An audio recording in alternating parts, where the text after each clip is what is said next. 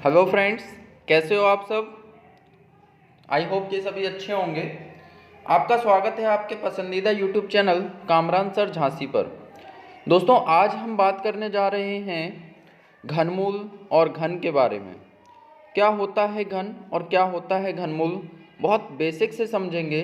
और ऐसे स्टूडेंट्स जो मैथ में वीक हैं उनके लिए इम्पोर्टेंट होने जा रहा है आज का सेशन, क्योंकि मेरा हमेशा से ये उद्देश्य रहा है कि मैं उन स्टूडेंट्स को आगे बढ़ाऊं जो मैथ में वीक हैं। तो पेशेंस के साथ क्लास को समझिए और पेन कॉपी लेकर बैठिए और साथ में खुद भी सॉल्व करिए उन क्वेश्चंस को। तो चलते हैं घन और घनमूल के बारे में। घन और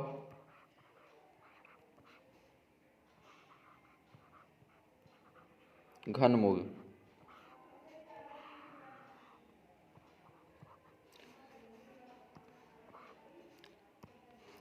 तो दोस्तों, यहाँ पर घन के बारे में बात करेंगे। घन क्या होता है,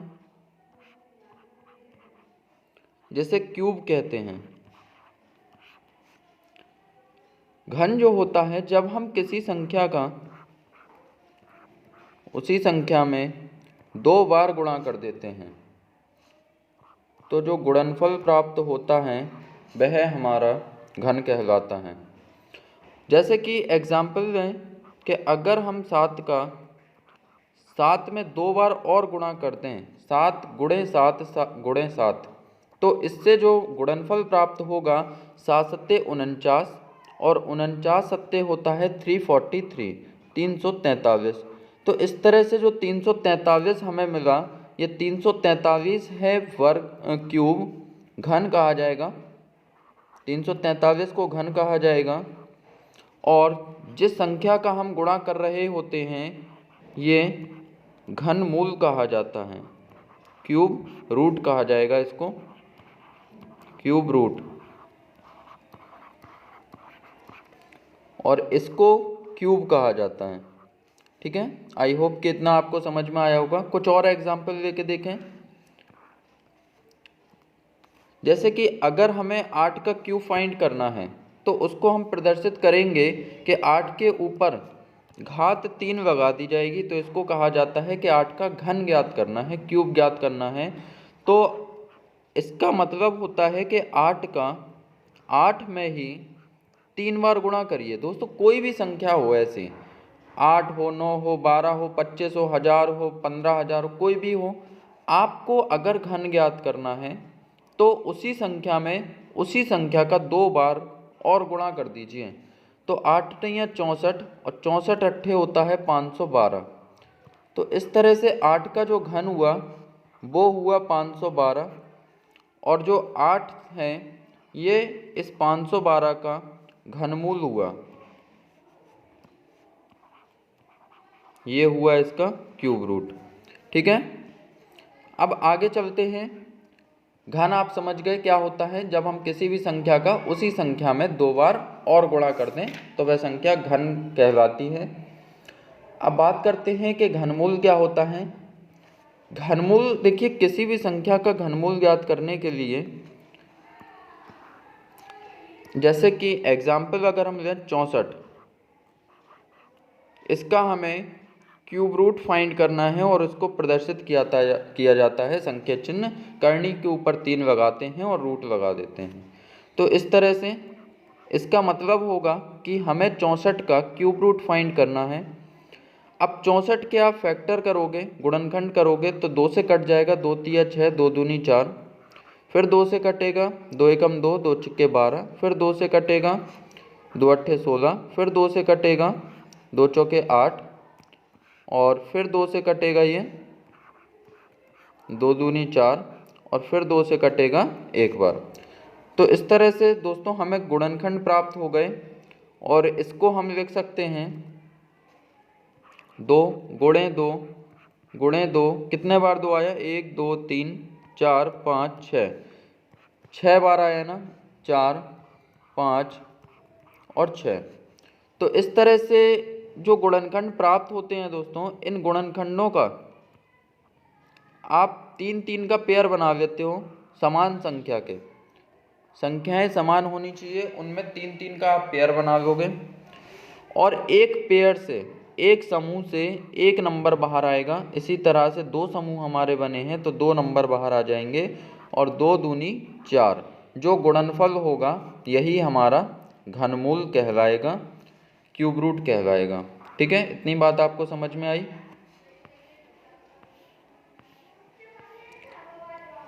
कुछ और एग्जाम्पल लेकर देखते हैं।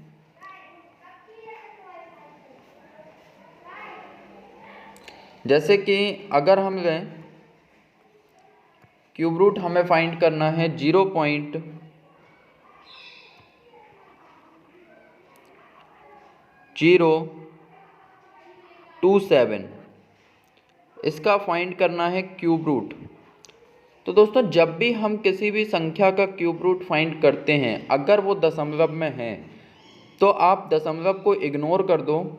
अब जो संख्या बची 27, आप इसका निकालिए, बस इसका क्यूब रूट फाइंड करिए। 27 के आप गुणनखंड करिए, 3 से कटेगा 3 नाम 27, फिर 3 से कटेगा 3 तिरका 9 और फिर 3 से कटेगा तो 1 आ गया।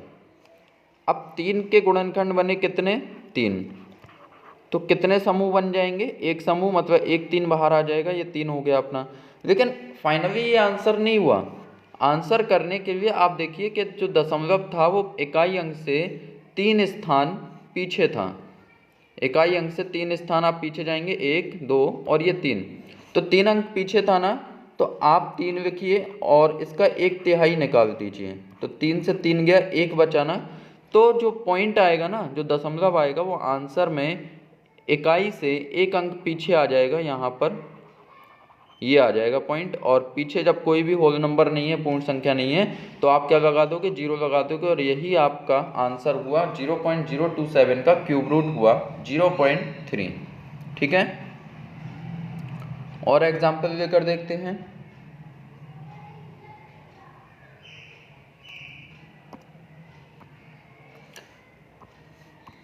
जैसे कि 01.331, इसका फाइंड करना है क्यूब रूट।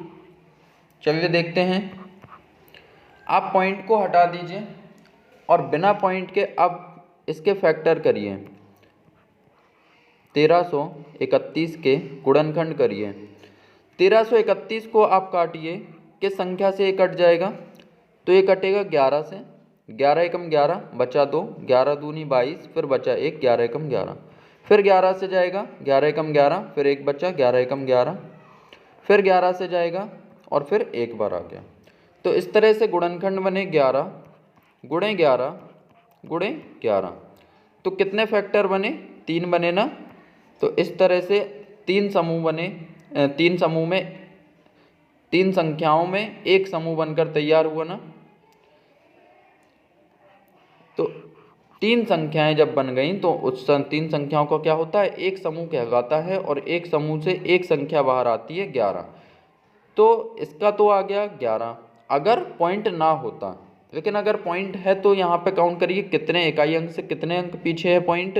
1 2 3 अंक पीछे है ना। तो आप 3 में 1/3 निकाल दो इसका।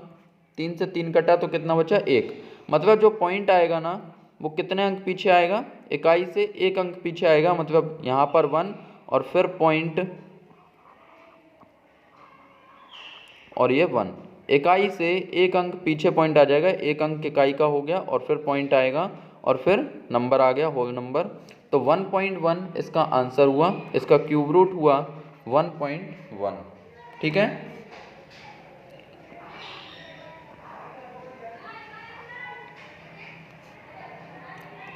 अब देखते हैं कुछ और एग्जाम्पल्स।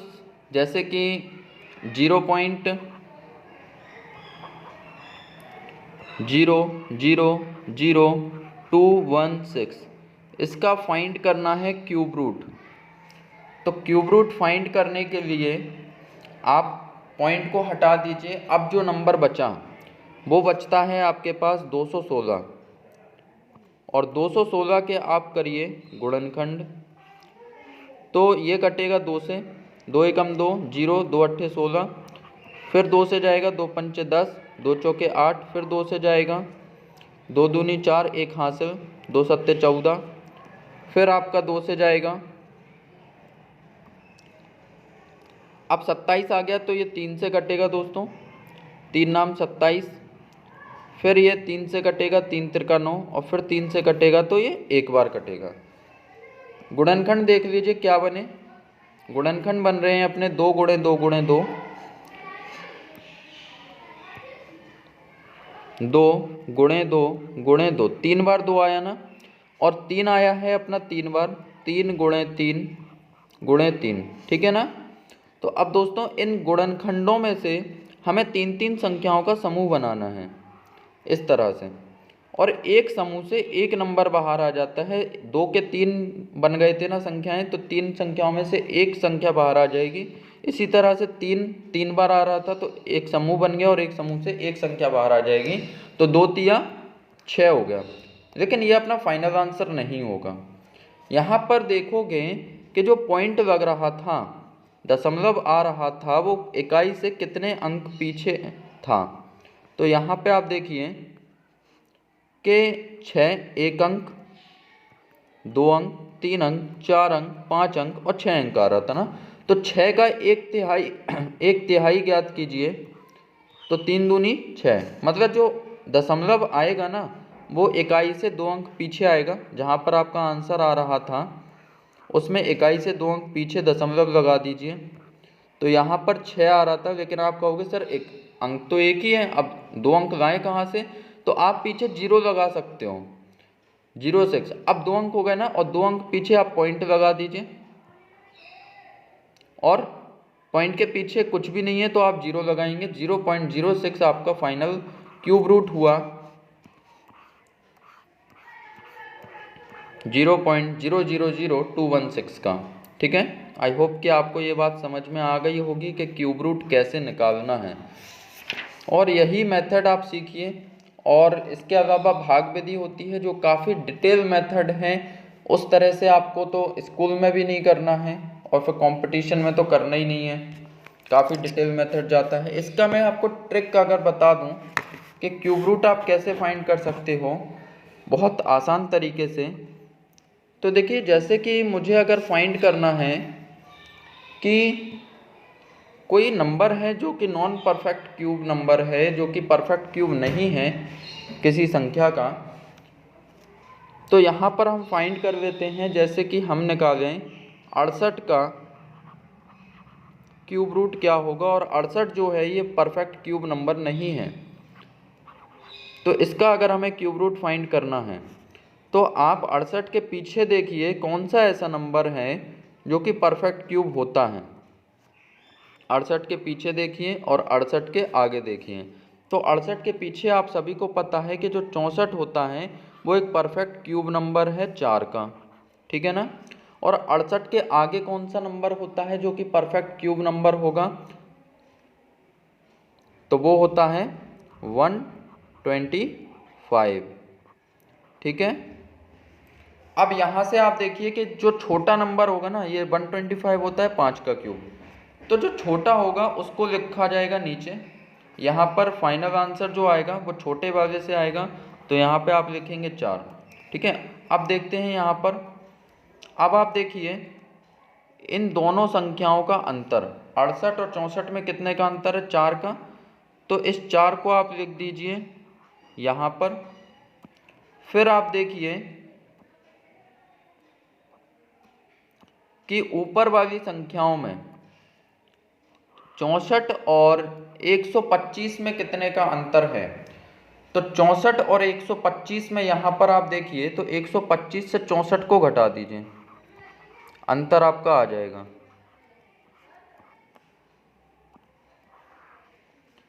देखिए, तो 5 में 4 गया, 1 बचा, और 12 में से 6 गए तो 6 बचे, 61 आ गया आपका अंतर। और 61 आप यहाँ लिख देंगे नीचे, ये आ गया। तो इस तरह से जब आप 61 में भाग देंगे तो आपका 4 पॉइंट,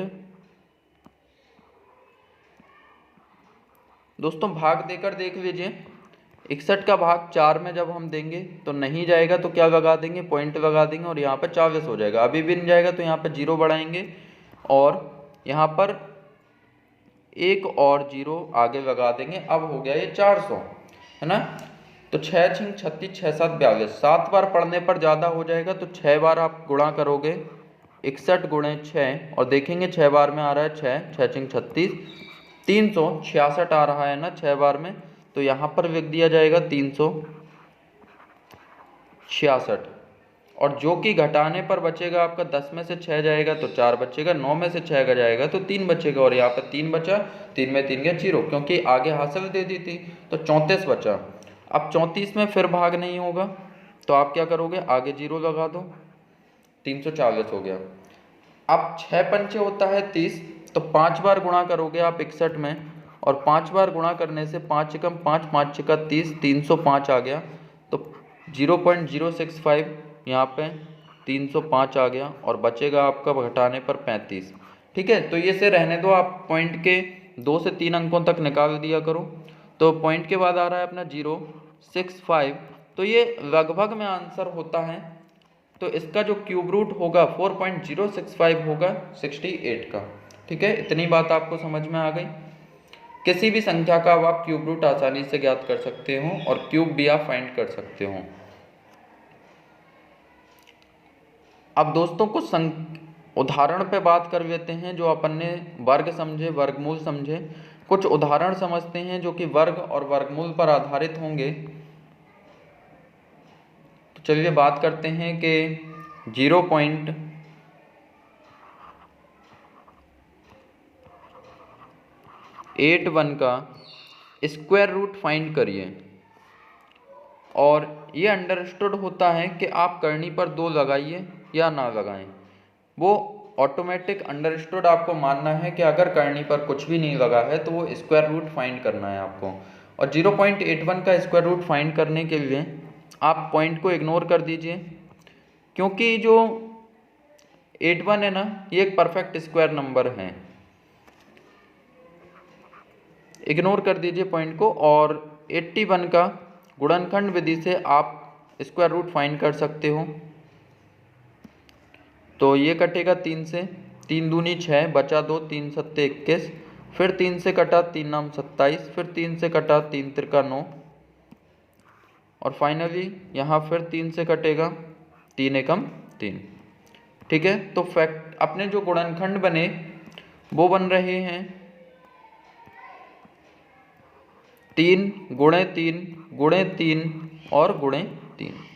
दोस्तों जब हम वर्गमूल ज्ञात करते हैं तो हम संख्याओं के दो संख्याओं के समान संख्याएं होनी चाहिए, उनके समूह बनाते हैं दो संख्याओं के। और इस तरह से 3 का एक समूह और ये दूसरा समूह बनकर तैयार हो गया। तो एक समूह से एक संख्या बाहर आती है और दूसरे समूह से भी एक संख्या बाहर आ जाएगी, जो कि 3 तिरका 9 आ जाएगा इनका गुणनफल।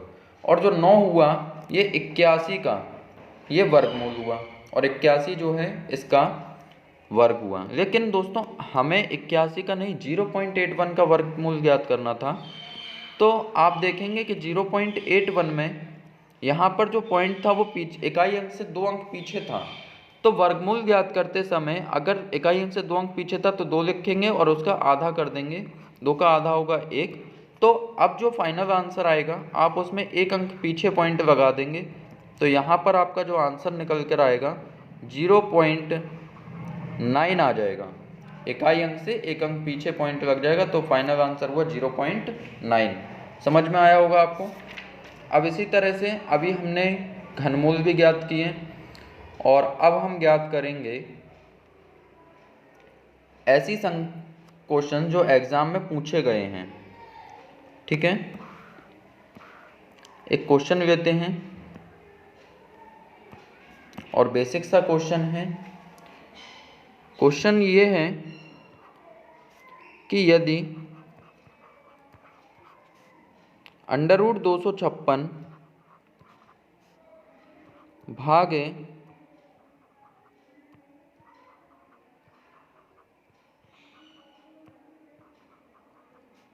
√x बराबर है 1/3, तो x का मान ज्ञात करना है। दोस्तों आप अच्छे से जानते हैं कि जब यहाँ पर अंडर रूट लगा है और बीच में भाग का निशान है तो इन संख्याओं को इस तरह से लिखा जा सकता है, अंडर रूट 256 और भाग है तो नीचे आ जाएगी संख्या यहाँ पे x बराबर 1/3। क्रॉस मल्टीप्लाई करा दीजिए इसका यहाँ और इस x का 1 में, तो यहाँ से 3 का जाके गुणा होगा अंडर रूट 256 में और अंडर रूट x यहाँ आ जाएगा। अब दोस्तों यहाँ अंडर रूट दोनों तरफ हैं और अंडर रूट हटाना है क्योंकि हमें x का मान ज्ञात करना है। और x कैसे आएगा, जब आप अंडर रूट को हटा देंगे।